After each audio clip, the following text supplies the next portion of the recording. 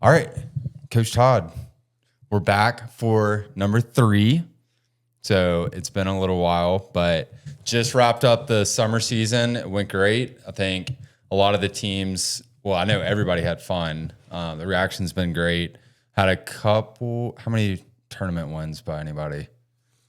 We had, I think, 3 or 4 or 5 total tournament wins. So it was pretty good. Good. Well, yeah, there you go. Perfect. Yeah, I think it was really fun. I think the coaches enjoyed it. I know I enjoyed it. A lot of the kids enjoyed it. And, I think we saw a lot of improvement. It was it seemed like a very short summer. We got blazed through the tournaments. And, here we are. But what was kind of your, a recap of the summer? How did you experience it? How do you think it went? Yeah, I think we had a lot of training, which was great. So I think that was very important, especially where we're located. I think it's going to take more reps than what we would see kind of up north in the club session. So practice is a real emphasis for our club in general. So there are times we run 3-4 practices in a week. And then once tournaments started, they just didn't stop until it was done. So it was pretty chaotic. It was a lot of stuff. It was a lot of ask for the coaches, the huddle leaders, and everybody involved. Overall, I would say it was awesome. Mm-hmm. There are areas we definitely can improve on, but there are areas we definitely did improve on. And those areas, I think, were big steps forward in our program in the sense of pouring more into the kids on and off the field. I think that having more practices is a big ask of a lot of these players, but they also are saying they want to really get better. Mm-hmm. And in the state of Alabama, we're going to have to step that up. And we're doing some exciting things, not just within the club of FCA, but we're looking to do other things that are going to be pretty exciting and be able to bring even a higher level of not just the athleticism, not just the skill set, but also leading into the mentoring in a godly way. I think so we're pumped. The season ahead is set to roll. We're already planning it. Tournaments are already in the pipeline. I'm actually going to lock up one of the girls for National Cup today, and that team should be very, very good for the fall. So we're really, really pumped. We're grabbing girls from Atlanta and the girls locally, and it's going to give some of these younger girls a great opportunity to play with some really great players and do it at a really high level. So really pumped about that. On the guys' side, we still got stuff going on. We got the IMCLA coming up in Philly, which we're super pumped about. We have 4 or 5 young men from Alabama that are going to be on that roster, along with North Carolina, South Carolina, Florida, and some guys from upstate New York. John sent us some guys. So we're super pumped about that. It should be a very, very good tournament. Great exposure for the kids from the South, being able to get to these big tournaments they need to go to and get on good rosters and give them the exposure they need. So saying, these things, we're moving, I think, in the right direction overall. How do you feel? Yeah, no, I think you're exactly right. And I think you already sent out, either it was, this is what we may do for the fall, but I think you pretty much locked the tournaments in. But I think every year and, from even the summer, like this summer, we were wanting to improve the level of competition. We did that. And I think it was very competitive. We weren't all blowing people out, but we were losing some games, we were winning tight games, and so that was a lot of fun. But I think even with the fall, these are some big time tournaments, and it's just going to continue to get, push our players to get better, really. The other thing I was thinking about, and this is completely switching gears, but developmentally, I was watching the Crab Fest, and they had filmed all of the championship games. And I thought it was really fascinating because I watched all of our age groups. So, the 29s, the 31s, the 34s, whatever it is. And I think getting exposed to that level of competition, that we're going to be playing in the fall, we're going to have some of those teams there. But it really is an eye opener. And, again, it's what we were talking about is practice. We say during the spring season, it is what it is. We're trying to create schemes and all that kind of stuff. But summer is always where you get better. Summer and fall, it's those off-season times. That's where we, really try to hone in, here's my weaknesses and here's where I need to get better. And so, anyways, I'm super excited for the fall. I think it's going to be a big fall for us. Yeah, I agree. I think you're going to be a big part of it. So, super excited about fall. I'm excited about what's coming ahead. The teams are looking solid. So we're building a base of players. If you're interested and you want to get involved in what we're doing for the fall, you can go to our social media feed, see if that works, right there. And it's at FCA Lacrosse South. And reach out to us. We're building programs. We're looking to add a 36 team in the future. I know, we're not quite on the same top, but it is important to have people understand what are we looking for in the future, right? Mm-hmm. We want to add teams. We have coaches. This summer, and we went after a lot of really good coaches, and we took them when the true fact is some of it we didn't need, right? But I would rather over-index on really good coaches, right? Treat them well, provide for them. That was our focus this summer. And I think that's going to pay big dividends because lacrosse is lacrosse. People build these programs. And sometimes we miss that when we're trying to build something special is we think it's all what's on paper. It is relational, right? And specifically as a coach, speaking into the coaches, our coaches want to have these relationships with players in a professional manner with high standards, but also caring about who they are as individuals. And sometimes that's a hard line to carry, right? Because everybody's not going to get the same amount of playing time. Mm-hmm. We are here to win, okay? We are here to strive to be the best we can be, which means some players aren't developmentally at the same standard as others. It doesn't mean they're not part of the team. That doesn't mean they're not valuable to the team because they are. But it doesn't mean they're going to get 50-50 playing time, right? That's a big misconcept sometimes we have of a competitive space. It's healthy for someone who hasn't earned the right to be on the field to not get as much playing time as someone who has, right? Because then when they do earn it, they know they earned it, right? Mm-hmm. And as a coach, it's really hard to balance that. And at the same time, we're speaking in their lives and telling them, hey, they're bigger than the game, right? Because they are, right? The God has uniquely made them. They're unique. They're special. They're valuable. It's extremely important we lead that way. But the flip side of all of it is we have to be able to make sure that we're giving the athletes the things that are needed to grow them on the field and also be fair about it and do it in a way where these kids actually still understand, hey, just because you're not starting doesn't mean that you're not valuable and important and you're not part of this team. You are. And if you do this, this, and this, we'll be fair and you're going to get the starting job, right? That's healthy. I don't think that's wrong. I think it's really, really healthy. I think in our society, we've gone down this, like everybody gets a trophy. I'm not trying to preach, but like, hey, Paul talks about it. Earn the prize, right? That's hard. That's hard in our faith. It's hard in life. It's just really hard, right? And so we want to try to lead biblically, which I believe that is biblical. I don't think it's really great that everybody gets an award and everybody feels great all the time. Life's hard, man. I mean, it just is. And sometimes you fail and sometimes you succeed. That doesn't mean you're a failure in life. God still loves you. He cares for you. You're uniquely made. And balancing that with coaches, finding coaches that can get on board with that is not an easy thing. Mm-hmm.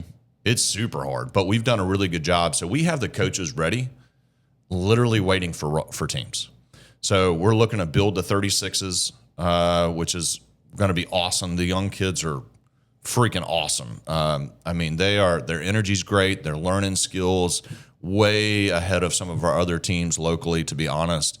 They're moving a ball. I can't tell you how many times I've been on the sideline and parents are like, oh my gosh, first day they've ever gone to full field. They're moving a ball. They actually got a full clear, and I'm like, that seems simple, but at that age, that's awesome for us, right?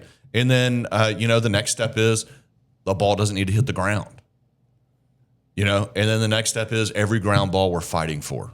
Our expectation is we win it. And then suddenly what happens is the team's level across the board goes from, a 6-7 in the sense of the level to an 8 or a 9, right? And that's a huge, hard jump.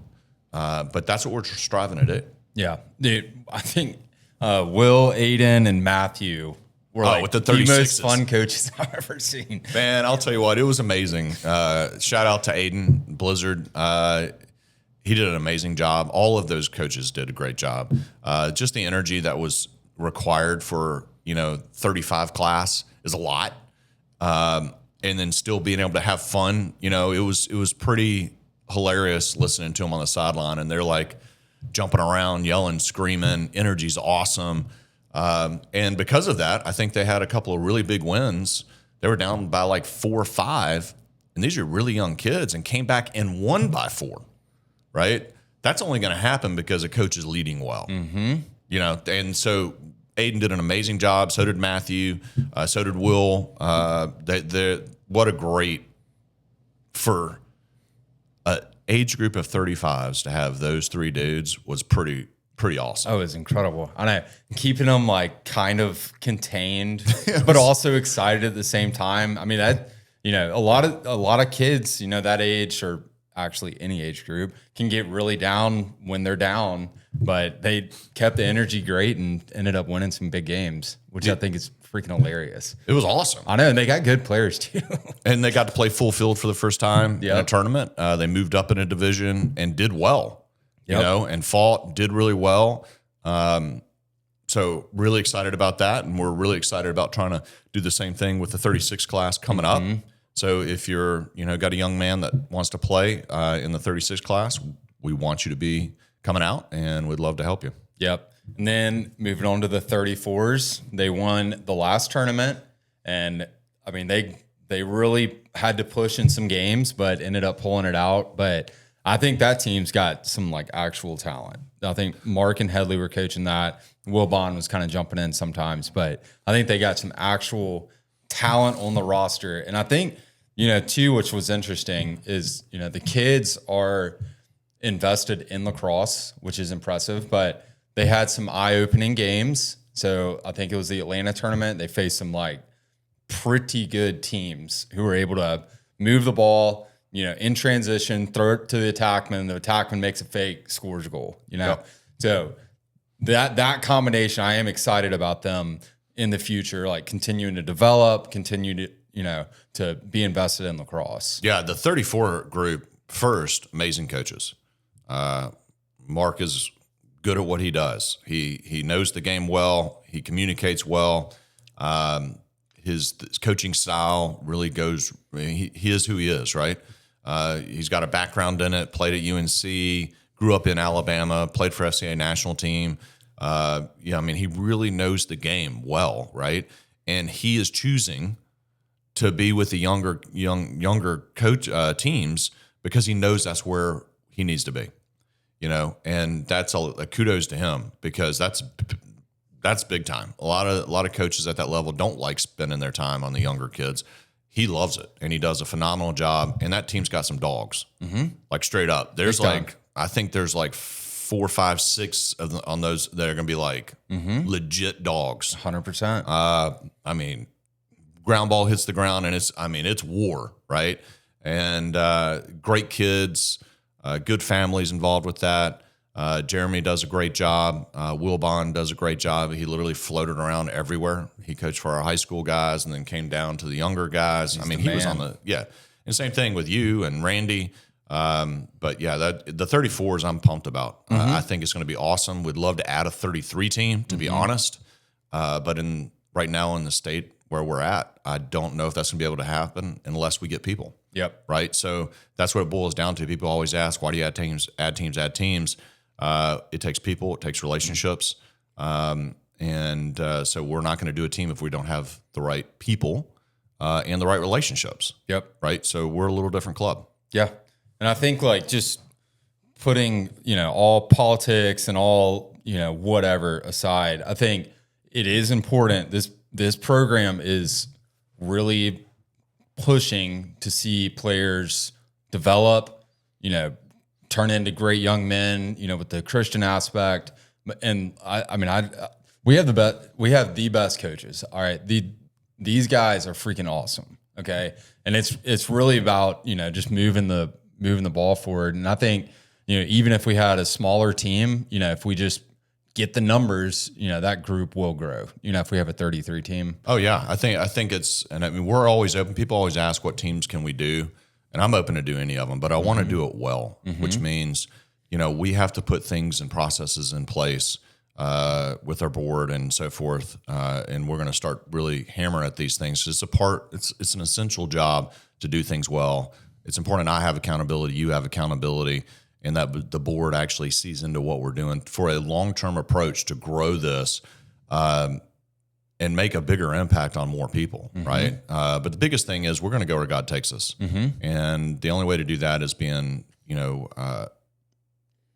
set in the space of just trusting God, praying over what we're doing, how we're doing it, getting good people involved that not only love lacrosse, but they love the Lord. They love the kids, whether, the kids love the Lord, never have an experience in a church ever.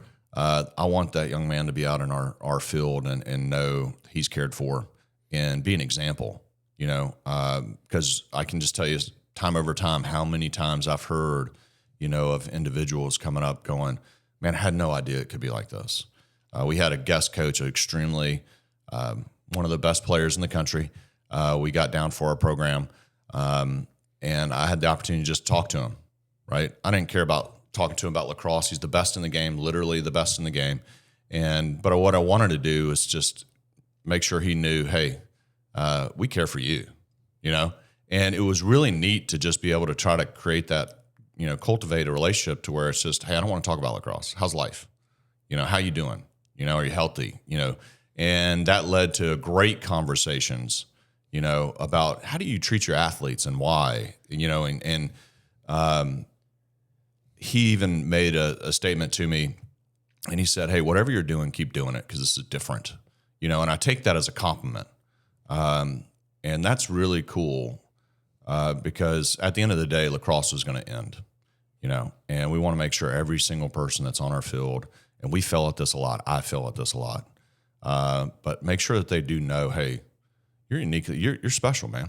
You got a lot of things to give because this world needs more light than darkness. And lacrosse has some darkness in it, to be honest. And so we're trying to be a little light and let God shine through us. But yeah, I'm excited. How do you feel about the 31 group? Yeah, 31s is great. I think Coach John's doing a good job. I think Ethan Miller, Coach Ethan, is doing a phenomenal job with the defense. I think they saw a ton of improvement on the defensive side. But I think the best thing to do with that group, because they've played together for a long time, they're good, but it's just continuing to stretch themselves. So continuing to face better competition.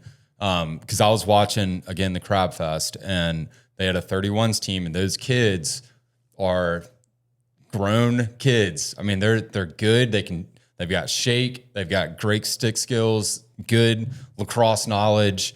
And I guess my encouragement to the 31 age group and really every age group, and I've been saying this, to our guys, but the more lacrosse you can play, the better.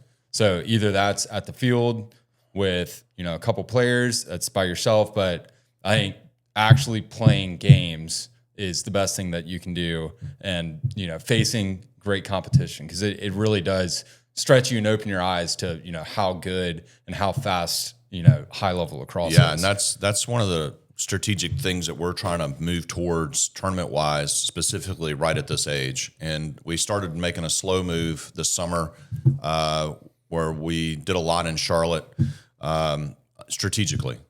And I think it's going to pay.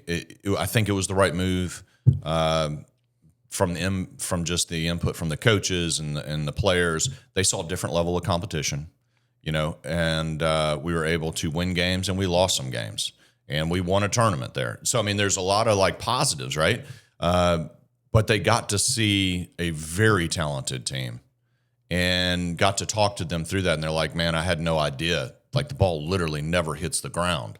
And I was like, right. That's what happens at this, at this age, and they started realizing a lot of these kids are reclassing in the class of 31, so they're older. Yep. And so that's the level of competition that's there. And we want to expose them to that if that's what they want to do. And we have the team to do it. And that team, I think, is primed to do that. And that's why this fall we're set to go to a big time tournament. So we'll go to Naples. We plan on going to PLC, which is a great tournament. I think it's going to be really, really good for that team. The coach is doing an amazing job. Ethan and John, they really do an awesome job with those guys. The goalie plays really good on that roster. I mean, it's got a solid roster. Yep. We just got to keep developing these guys and understand process over wins and losses, which some people don't like hearing that. Okay. But you won't get the wins if you don't do the right process. Right. Yeah. And so we're going to kind of stay away from that side of it and really say, hey, let's stay focused on this process. What is it going to take to continue to grow these young men? Yep. And so we're making strides to do that. And tournament selection is a really important aspect. That's why our board and then you and Mark and some of the others, Coach Randy, Coach Nace, has that input to kind of give us the feedback. And then we're going to go to the board and kind of figure all these things out and do it in a way that's going to be, it's not my decision. It's not me. It's got to be bigger than me. It's got to be bigger. FCA is a huge organization worldwide. FCA lacrosse, we have now, I think now we're up to like 150 teams across the country. It's kind of exploding. Thank God. It's all about God. And then we're talking about doing our own tournaments and inviting people into our own space. So there's a lot of really exciting things going on. South Carolina, North Carolina, Florida, these programs are growing. Virginia. So we're pumped. Yep. And I want to say this. So this is just development. And I'm talking, this goes for every age group, and we'll get to the 29s in the high school. But I was watching, I'm telling you, I've been saying this for so long, and it frustrates me when people don't listen to it. I was watching a UNC coach, and he's like their head recruiter guy. And they were like, all right, so what do you, we're at this huge tournament, what are you looking for in recruits? And he goes, number one, suddenness to get in front of the cage, or defense. How, sudden are we to get on our man and start attacking? And then 2 would be kind of stick skills and shot. All right. And then, kind of understanding offensive principles. Yep. But he said it goes in that order, 1, 2. Okay. So colleges are looking for the best athletes, suddenness to get in front of the cage, because they know that they can develop the stick skills and the shot. So please listen to me when I tell you the number one thing you can be doing for your young athlete is working on speed, agility, strength, and footwork. Okay, because those things allow you to get in front of the goal, and we can work on the shot. The more games that we play, you're going to understand game sense. But there are kids in Birmingham and all over the country who've got great shots, but they're not good enough athletes for the next level. So, yeah, and that's something I would love to, like, we can talk, after we go through this, talking about our teams. I'd love to talk about that because we got some really cool things specifically with that that's coming right to Birmingham. So we're super pumped about it. We're working on getting the organization set up, and it's in process, and we're going to get some really good people involved and keep it pretty tight. But our goal is to be able to provide for some of these services that you're talking about, because as you know, I know it separates you. Yep. It just does. Yep. There's no other way around it. The game of lacrosse is going to big-time athletes. It just is. And you do have to have the stick skills. You do have to have the understanding, the IQ. All those things are extraordinarily valuable. But, dude, if you can run and you can cut and you can stick your foot in the ground and change direction, the whole world changes. 100%. Yeah. So, and we'll continue here and move on. But like, I remember when I was training, and I know all the guys back in the day that ended up being great athletes, we were training in the gym when I was super young. I mean, I was like 8 years old. Yeah, you were. And like, you're not doing like back squats to injure your back, but you're doing, plyometrics, you're doing speed, you're doing footwork. And I guarantee you, me and Mark were talking about this, but the young kids in the younger age groups, everybody talks about puberty. Okay. The kids before puberty that are the best athletes are almost every single time, they're still the best athletes by the time that they, reach full development. So the time to start is now. And I think that is super important. So whether it's like, D1, I think there's like a D1 training place. I think there's some great services local. Yeah. And we're going to be doing something. Job. They do an amazing job. Yes. But you can reach out to us, you can reach out to anybody and figure out like what you need to do there. But, all right, moving on to the 29s. I was coaching with Coach Nace We had a great time. We didn't have that many offensive players, but we came through. We had some really tight games, and I'm very proud of that group because they have been in more tight games over the last like 3 seasons that I've coached them. So like, the fall, the summer, and I think I coached them in the fall as well. For some reason, anytime it's like a 1-goal game, we end up doing really we end up winning the game, which is really impressive. And like I've just seen with those kids, they've got a lot of heart. We've got some talented kids on the team, but they're not as talented as we want them to. Like they need to get better. They really do. But they end up winning close games, and they've got a ton of heart. They play with a ton of passion on the field. And we do have a lot of potential on those teams. Yeah, I think part of that has to do with, looking at the team, seeing them being on the sideline. I do think the defense was pretty solid. Yes. To be honest, across the board. Yes. We got some poles that can go legitimately. Great attitudes, work really, really hard. There are some really good players on that roster, but the heart of that is on the defense, I would say. And I thought goalie play was great across the board, and that's one of the things we look for, right? Goalies are one of the hardest things to get, and so we're going to try to put a lot of energy into that. But yeah, I think overall, Coach Nace. The dude's an amazing coach, right? Players look up to him. You did an amazing job with him as well. I think that was a great tag team as a coaching staff. I thought it was good. The temperament was really good. Sideline was really solid in the sense, if somebody got out of line, y'all took care of it really, really well, like really quick. And at the same time, you were cheering them on. You were pushing them. There was no time that I saw where the coaches were just like, it is what it is. Let's just end this game. It was a constant push of let's just keep getting better. Even if we're up, if we're down, do the right things, right? If we're up by 3, well, don't go and throw the ball away. Let's take care of the ball. Let's be smart about it, right?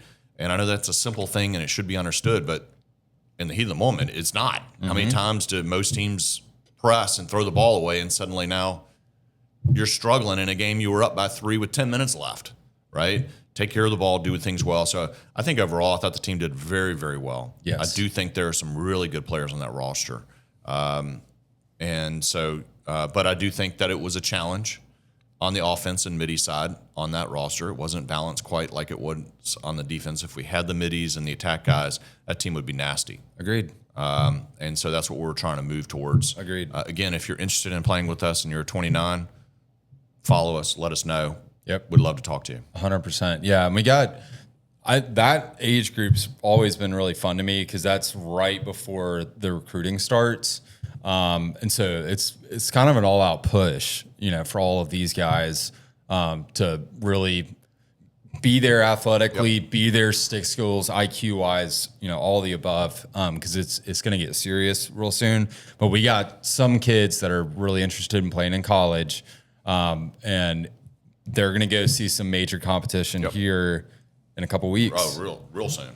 So yeah, we got a couple of the guys going up to Philly, so they get the opportunity to kind of experience it. I'm really excited about it. I think they're going to do well in that environment, but you don't know until you see it, and you know that. And it's easy to see on TV. It's easy to see, but when you're on the field and the ball is moving that fast, and the slides and the rotation and everything is happening that quick, it sometimes is very eye-opening. Wow, now I get it, right? And that's part of that light bulb going off, which is a good thing. We need that here in Alabama so that we can make sure that we're being honest and appropriate with helping kids get to the next level if they want to do it. We also need to make sure, hey, we're pushing them to the highest level they can, but also being honest about that, right? Like, hey, you might not be D1. I know you want to play D1. Doesn't mean it can't happen, but like more likely, hey, let's focus on these D3, D2. There's great opportunities, great teams, great coaches, a lot of scholarship there. And it's fun, but don't understand these programs, you're going in, you will train. Yep. Like that's one thing people are like, oh, I'm going to go D2. I'm not going to have to. No. You're going to be training. You're going to be up early training. You're going to be doing some work. This is not cupcakes. This is real lacrosse, and you're going to be playing against some really good, stiff competition in these levels, and that's a healthy thing. Yep. And there's a lot of opportunities I think a lot of our kids can do. Yep. So part of our job is to help develop that and also be honest and be honest with the college coaches and push the ones we need to push and try to help them grow into the next stage. And that's our responsibility. Absolutely. Yeah. No, I think it's a very exciting age group. Moving on to high school, that team was freaking awesome. I'm just completely honest with you. Numbers were very tight. Challenging. Okay. But those kids fought like It was absolute awesome. animals. It was so impressive to see those guys fight every tournament. We had guys playing every different position. And I think a lot of that comes down to Coach Arnold and Coach Bond being just the best coaches. They connected with the kids and they got the most out of them. And a lot of those kids, it's not, just coaches, but they were fighters. I mean, they were truly fighters. I mean, they had like one sub. It was pretty cool. And I want to shout out to FCA South Carolina.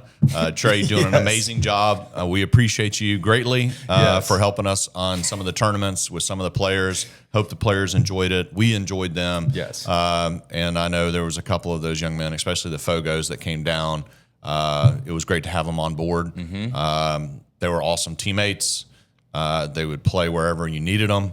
The high school was really good. If you look at, when we go back to it and say, should we have this team? Almost all of us would come back and say no, just sheerly because of numbers, right? Yes. We decided to go ahead and do that because we felt that it's important to provide some of these high school players an opportunity to play. And it's something we're really trying to work on is trying to get the older players to stay in the game, right? And also have a lot of fun doing it, that's one of the things we're going to try to work on this fall. But we do have to be strategic and smart and wise. We keep our prices as low as we possibly can. Saying that, if we don't have the numbers, it does put us in a deficit, and it hurts on the financial side. But saying all that, it was totally worth it. I thought it was great. I thought the coaches did a great job. Some of those players really played well. They filled the gaps.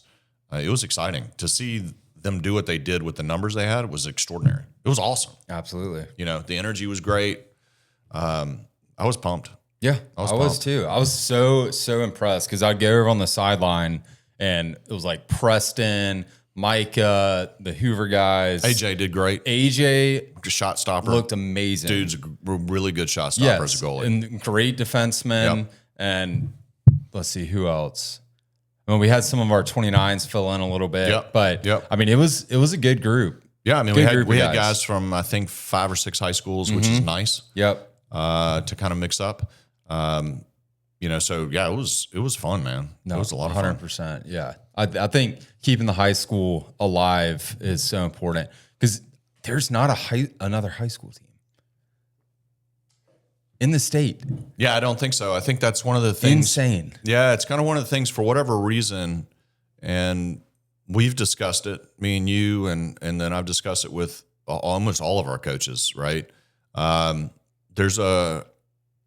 For whatever reason, a lot of the juniors and seniors are choosing not to play club, and which is completely fine.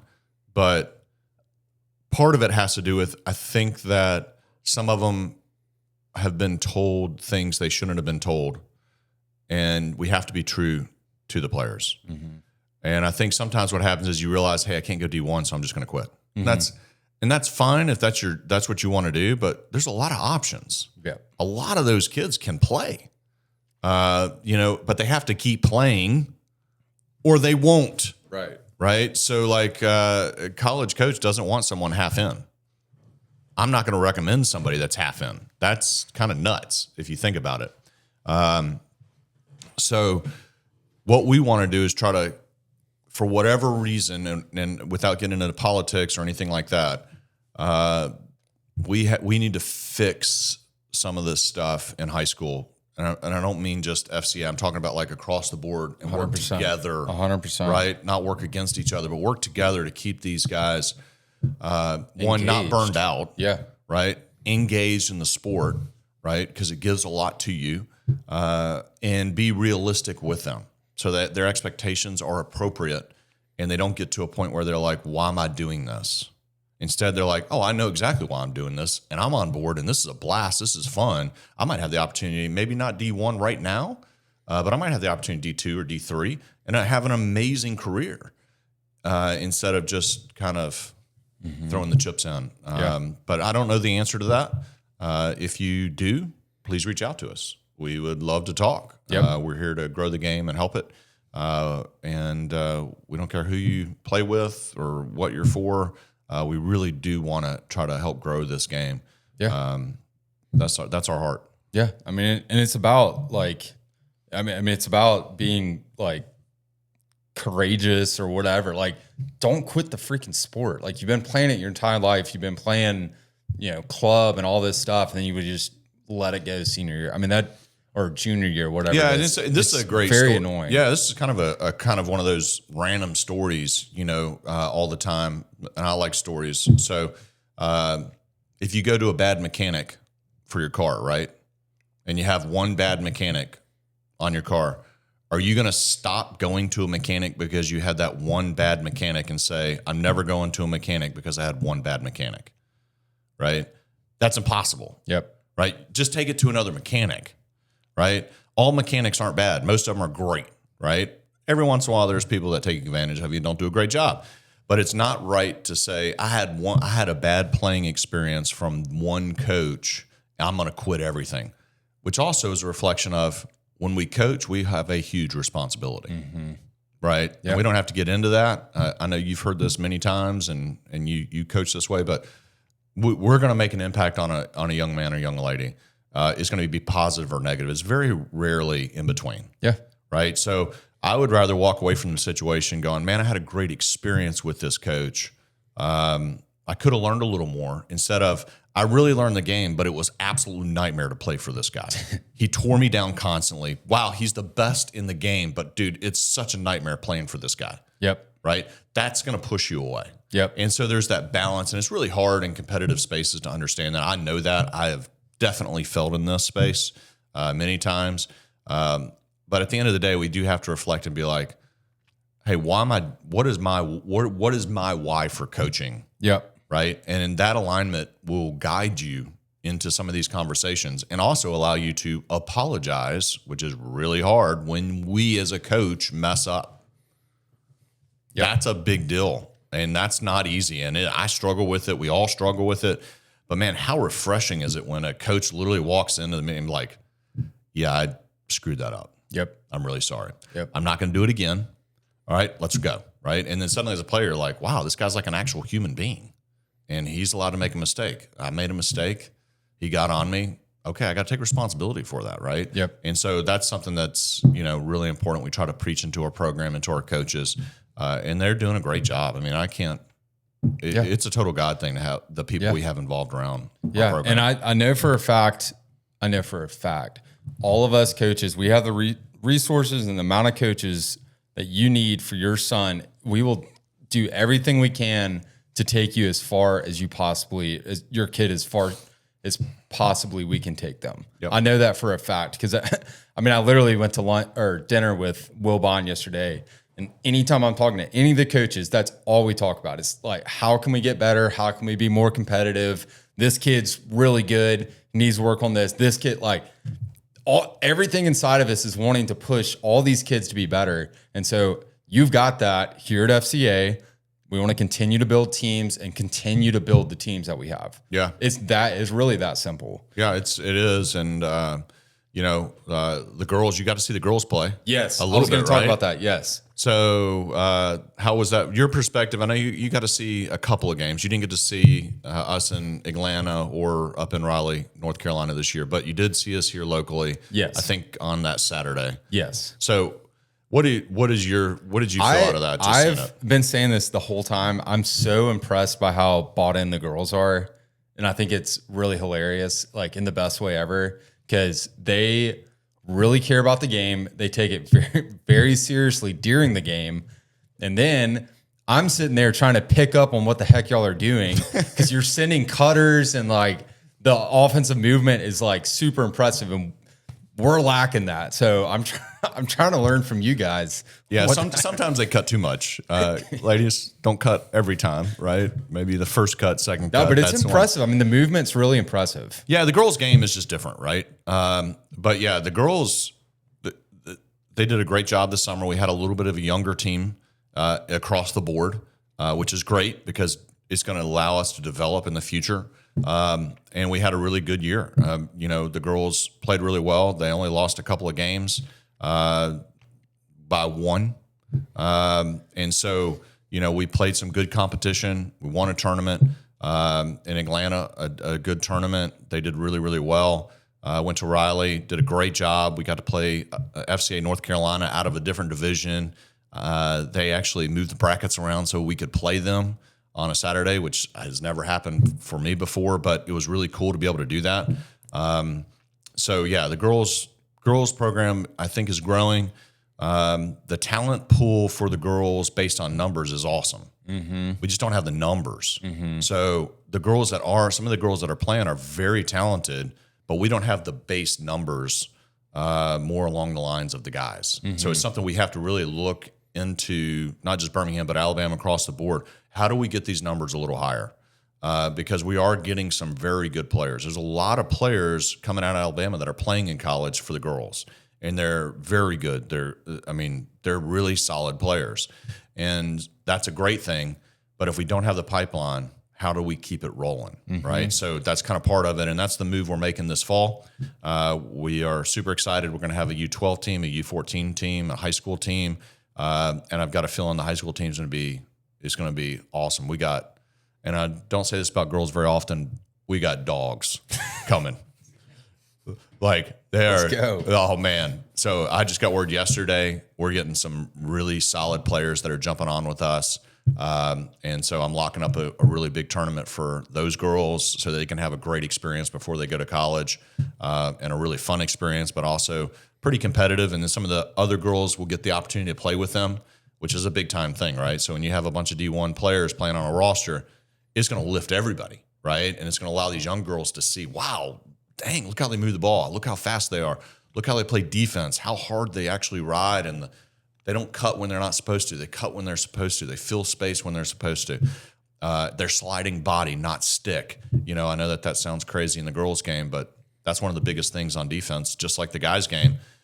That's a misconception. You got to slide body. Oh yeah, I saw some girl get. You got to. Yeah, and it's legal when it's done correctly, and the stick's in the right position. But the girls get after it. Mm-hmm. They're going to get after it, and so it's super exciting. I get the opportunity to coach a lot of them, and we have some great coaches coming on as well. Hope to get McKenna back from Cincinnati. Come on down. We'd love to have you this fall. So. She's one that does a great job with us as well. So We're super excited. Super excited. Awesome. Yeah, no, the girls is impressive. And high school guys, be more like the high school girls because they're bought in and they got numbers and they're very competitive. And if we had the jokers who quit, we'd have been really good in the high school guys. Yeah, we would have. We would have had We've been training them since they were babies. Yeah, man. It would have been great. So, you know who you are. All of you, every one of you know who you are. It's true. Actually, I'm telling you. It's true. It's all right. No, it is fine. But yeah, it is one of those situations. I think they would have had fun this summer. I think the tournaments were set up well for that high school group, just Big like time. it was for the 31s. Big time. So we're sending our teams to tournaments strategically, and I think that's going to pay off big time. Yep. And even the younger teams are playing a little stiffer competition.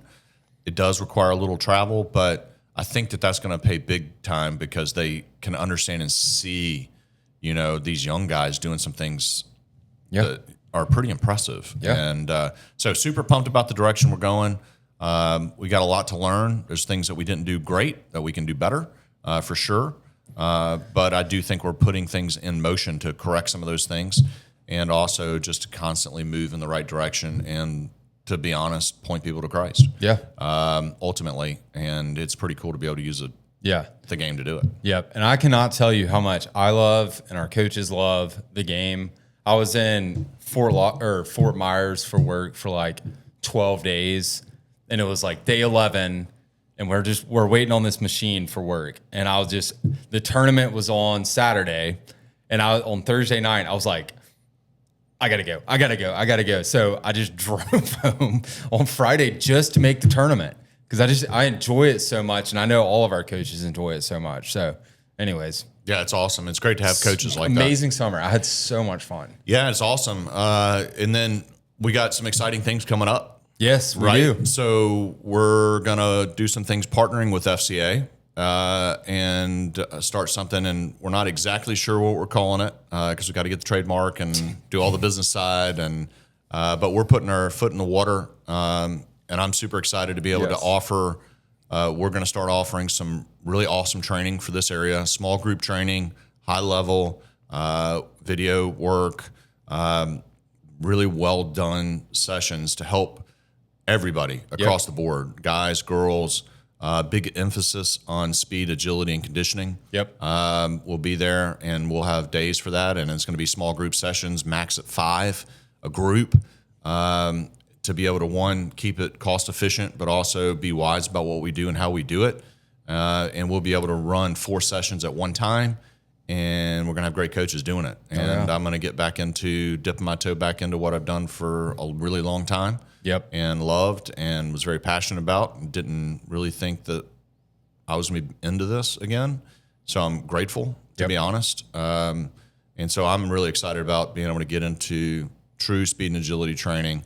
What I used to do professionally for many, many years, and was very thankful to be able to do that, and stuff that you grew up with, right? So I'm excited to get back into that, and we're really pumped about doing that, because it's going to be an asset for everybody in the area if we do this well and do it right. Okay, we have to execute. But it is really, really cool when we talk about some of these principles. I can go down a rabbit hole real fast because this was my bread and butter for a very, very long time, and I got a lot to learn, but was very, very blessed to work under some really, really, really great people and learned a lot. And it's pretty cool when a light bulb goes off and a kid goes, holy cow, I can get faster. Yep. I can get better athletically. But we have to follow the physical laws God has given us. Yeah. And to do that, we have to know what those are. Yep. And then once we do that, we have to guide you in how to do that. And it's got to be age appropriate, right? Yep. So there's a lot of barriers and things like that. And that's where a lot of people always ask me when I was doing, wow, well, what age do you start? And I was like, really, kind of, we can start around 8. It's just got to be age appropriate, right? Yep. So we got to be smart about what we're doing. We got to take care of the joints and understand it. But we also, if we can start at a young age, that platform and that level, each time you get faster, everything starts going up. Yes. And stronger, right? It's not a adding, it's a multiplication. Yep. Right? Because there's a point where you just suddenly separate from everybody. It absolutely, like, it is 100% about developing or growing the athletic base. Yep. So it's about getting these kids, it does not matter what age, okay, but you've got to grow that base. And that's what Coach Todd did for years and years and years. And Coach Todd, where he used to work, our own, I mean, that's where Alabama players would come in. All of the players that ended up being great when I was in high school, all of them trained with Coach Todd. I mean, like, that was the place to go. So many guys went off to college. I mean, that was it, and it still is it, because now we're doing it again. But yeah, we're going to get something similar started up, right? We don't have the to get it going. We're not going to do the massive overhead like we had, full facility, field, track, a slope, everything. 25,000 square foot indoor facility. It's a lot of overhead. We're not doing that. No. But what we can do is take a lot of these principles and train people from the ground up and start teaching them and understanding speed development, not a gimmick. And there are some great things out there that are amazing, and I don't want to come across as, rude or anything like that. But sometimes we can dive into gimmicks And what we have to do is we have to understand the physiology behind it. And if we follow the laws, again, that God has given us, kind of a smart guy, we try to follow his plan and continue to learn and develop. And there are new things out that are great. What's kind of funny, though, is when you're looking on at it, everything is recycling. To now people are like, man, you ever heard of a depth jump? Dude, those were being done in the 50s and 40s. And Russia and Germany is the leaders in this. Now, they did some crazy stuff, right? But there was some really good science behind it. Yep. And some of these training and lifting methods that we're getting confused on, looking big isn't strong, right? Strong is strong. Yep. And it's about moving mass. And sometimes we get caught up into, I want to look jacked. And you're like, okay, great. Do you want to actually play the game really well, or do you want to look jacked? I want you to play the game really well. So strength ratios are more valuable to me. Yep. Let's get really strong, really dense for our mass. And by the way, that directly correlates into speed development, right? So if I put 10 pounds of weight on, but I only lift 10 more pounds, my ratios have not gone anywhere. If I hang from a bar and I do 10 pull-ups and I put on 20 pounds, I still do 10 pull-ups, your ratios have not gone up. What we're looking for is you put 10 pounds of weight on, you're doing 3, 4, 5 more pull-ups.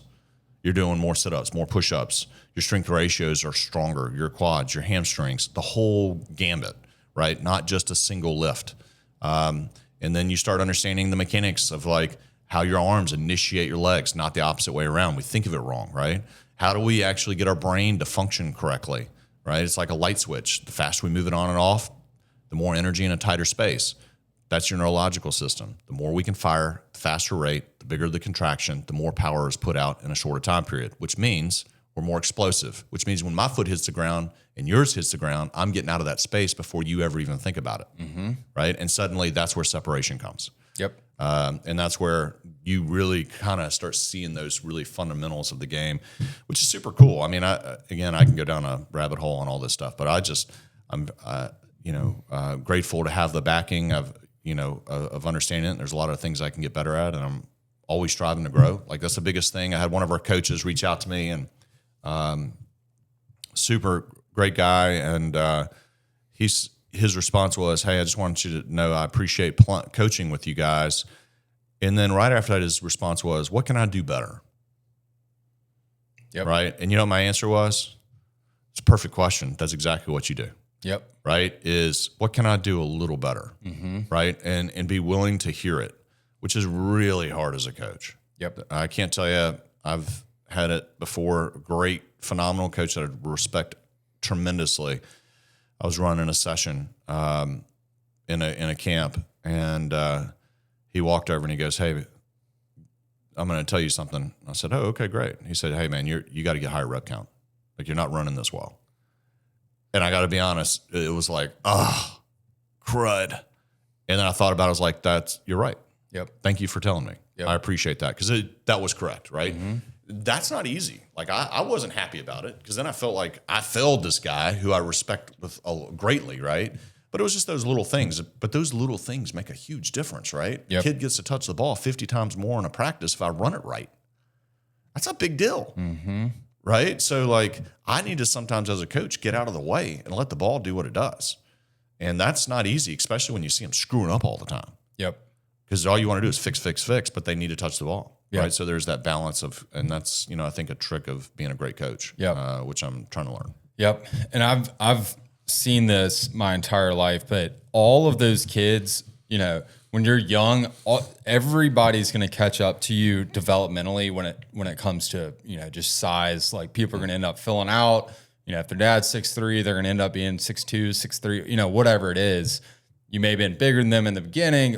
All these guys have different, development periods, different, speeds, whatever it is.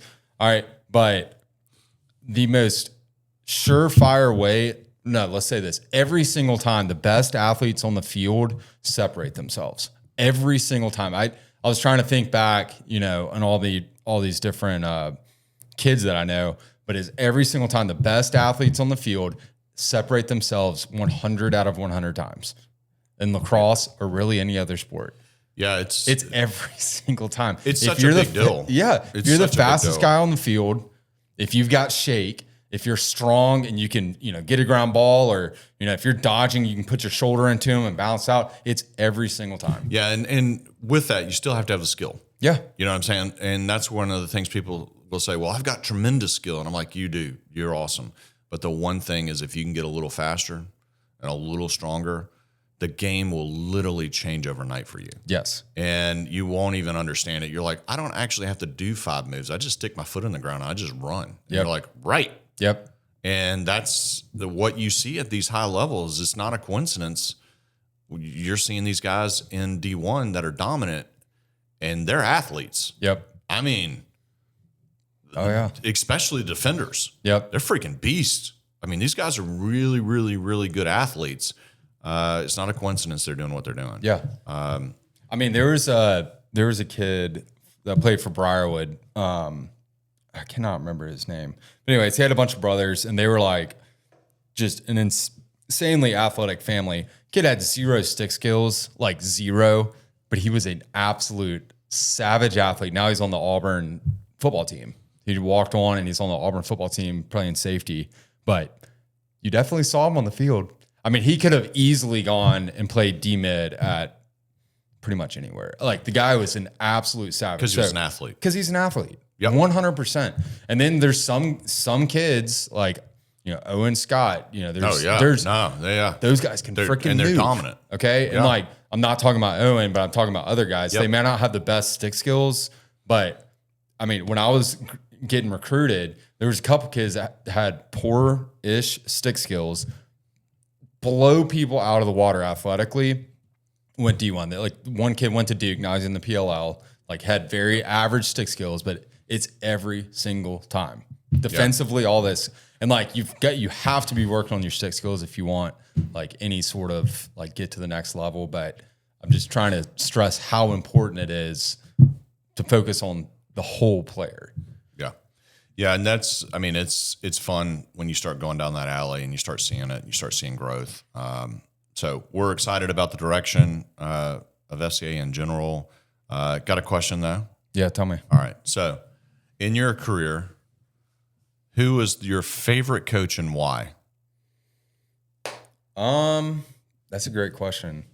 I think we had Matt Aiken back in the day, and dude, he's a beast, absolute beast. Yeah. But he was extremely intense and like one of those dads that's just completely all in, above and beyond all in.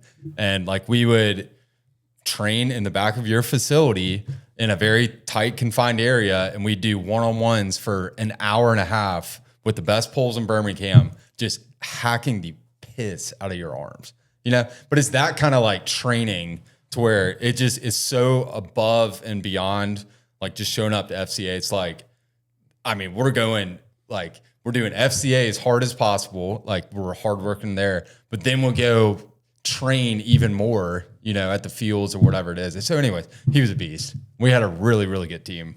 Yeah, y'all did actually. Yeah. Y'all had a good team. Y'all had everybody, man. Yeah. That And team back then, everybody in Birmingham would play for one team. Yep. So the talent was actually like No, y'all had a nasty. really good team. Yeah, and we go up to like Pennsylvania. I mean, went to, Annapolis. We go to all these like northern tournaments and compete.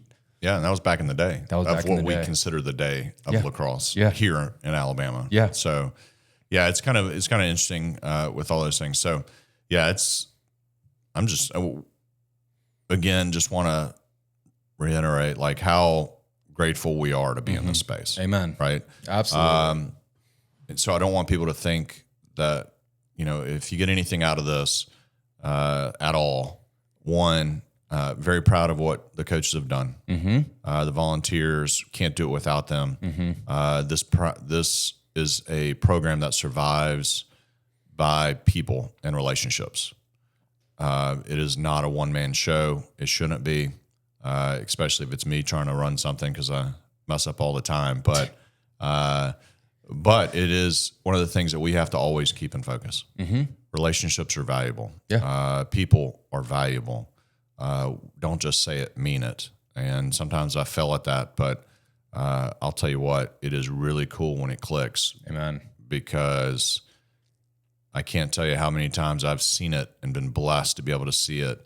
and gotten a text or a phone call or an email, and one of our players or a parent, is, I'm just going to be honest, one of the parents is super excited because his son's getting baptized, right? And I'm like, thank you for letting me know. And we had God allowed us to have a very small piece in something that's way bigger than ourselves. Yep. And at the end of the day, we are striving not for earthly purposes. We want to win, by the way. Yep. Okay. And we want to do well, but our goal has to be eternally driven. Yep. And that is such a different mindset that goes against a lot of the world, to be honest. Yep. And so, in that space, it's hard at times, but we do have to try to consistently bring it back and be like, hey, the eternal impact, this world, we're here for a short period of time. And we have the ability to share the great news of what has been done for us with others. And God does what he does. It's not me. It's not a pastor. It's not people that I incredibly respect that have been used by God to make a massive impact. And almost every single one of them is like, it has nothing to do with me. It is all God. Amen. And it has to be. Yep. Because all we are is tools. We just have to be available for him to use. And the really cool part of all of this, everything that we have in this world, the mountains, when I've got to go to Wyoming and Montana and you get to see the mountains and the vastness and you just go to a beach and you see the beauty of the beach and you see my son, my daughter being born and I get to be a father and all those things are incredible. Out of all of this, God's number one prize is me and you. Yep. That's pretty freaking incredible. Yep. Out of everything, out of all the angels, why do you think the demons are so mad at us? I don't know why, right? But God loves us with that type of intensity, right? Yep. And all we need to do is try to, in a right way, just say, this is what he's done. And hey, by the way, if that's the truth, you're extremely important and you're extremely valuable. Every time you step on the field and off the field, because God has uniquely made you and you got a purpose. Amen. And that's pretty cool. And I got to share, I was talking with some of our girl coaches and I was like, man, you know what I don't want to happen? And we were laughing and just talking. I said, I don't want to hear the rocks cry out. And she goes, what are you talking about? And I was like, Bible's clear. If we don't give glory to God, the rocks will literally cry out. And how sad of a day would it be if I'm standing on a sideline and I see a rock cry out and give glory to God because I'm not doing it? That's right. I don't want to be that guy. And so glory goes to God at the end of the day, but we always want to refocus. But I'm super excited. I'm excited for you. I'm excited for your brother. Jonah, all the coaches. Amen. They're doing an amazing job. Jonah did a great job with the goalies for the girls. Broke down film. Yep. I mean, it was awesome how he handled all those things. So there's a lot of really cool things happening, and we want you to be a part of it. Yep. Follow our social media. It's FCA Lacrosse South on Instagram and on Facebook, and would love to reach out to us. We'd love to help you in any capacity we possibly can. Amen. Thanks, Coach. Thank you. All right.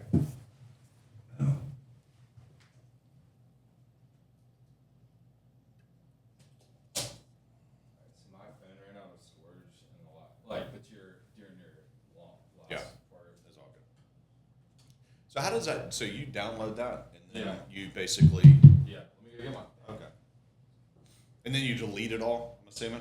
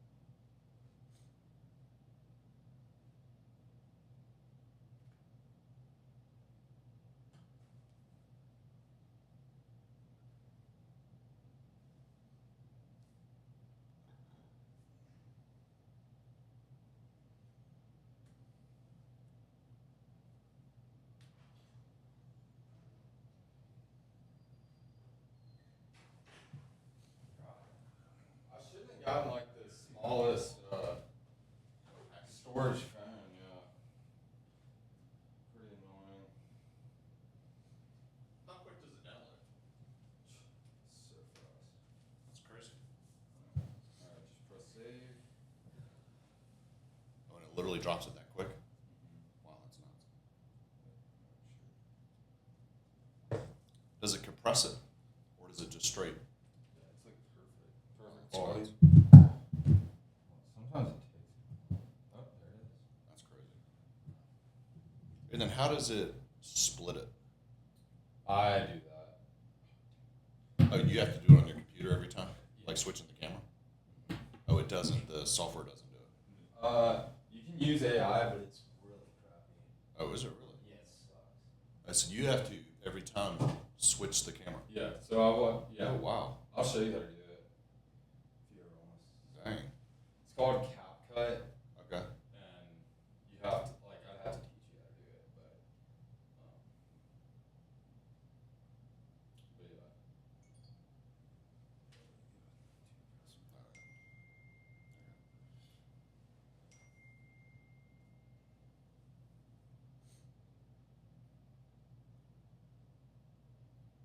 So what's up with the paintings? Is your like your dad do it or? It's our stepmom, Oh, is it really? Carrie. Yeah. That's cool. So she actually paints. Yeah. Huh. Yeah. That's She's cool. really talented.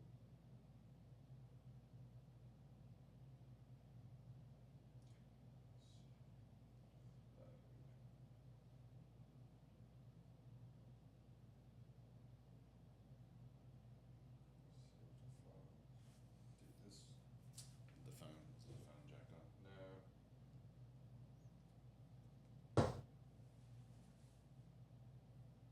How do I do this on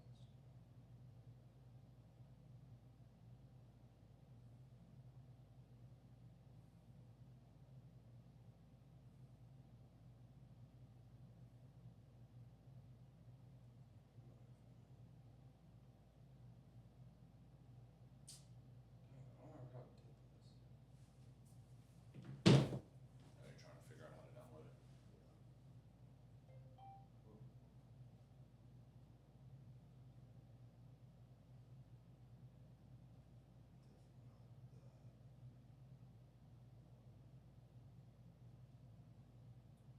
Not on your iCloud. Is it just a video? Yeah.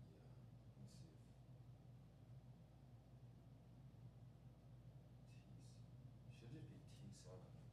Actually, I don't know if this cord allows you to. Oh, connect. Yeah, I think that's what it is. Let's see. Oh, this is the wrong. Yeah. This is the wrong cord. Yeah, it's got to be able to like transfer. Oh, like a lightning. Yeah, That makes sense. how can we do this?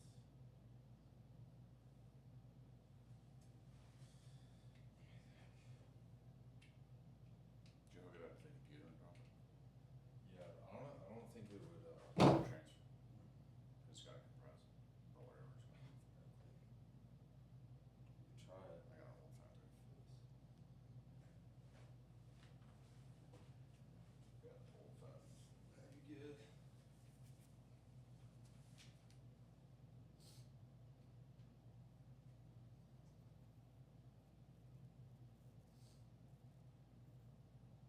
So what are you doing this weekend? What's your password? 091199.